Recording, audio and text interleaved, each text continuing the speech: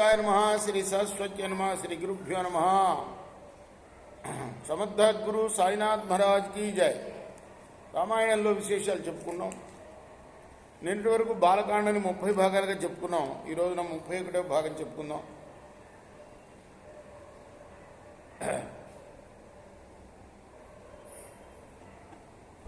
కోతులు పుట్టారు.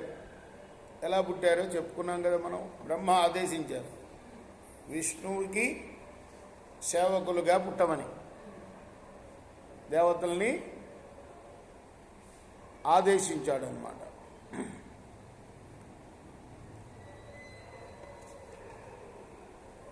ఆ తర్వాత కథనం ఏమిటయ్యా అంటే, కోతుల రూపుతో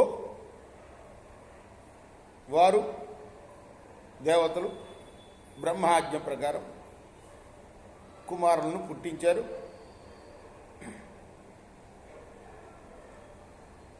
ఇక మహాత్ములైన ఋషులు, సిద్ధులు, విద్యాధరులు, ఉరగులు, చారణులు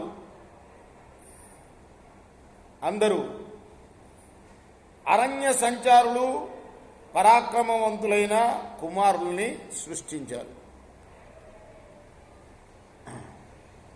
ఇక స్వయంగా దేవేంద్రుడు, దేవతలకు రాజు అయిన ఇంద్రుడు, ఆయన వాలి అనే వానర రాజును, అలానే సూర్యుడేమో సుగ్రీవుణ్ణి సృజించారు విష్ణువు యొక్క సేవ కోసం. విష్ణువు రాముడుగా పుడతాడు, రామలక్ష్మణ భరత శత్రుఘ్నులుగా.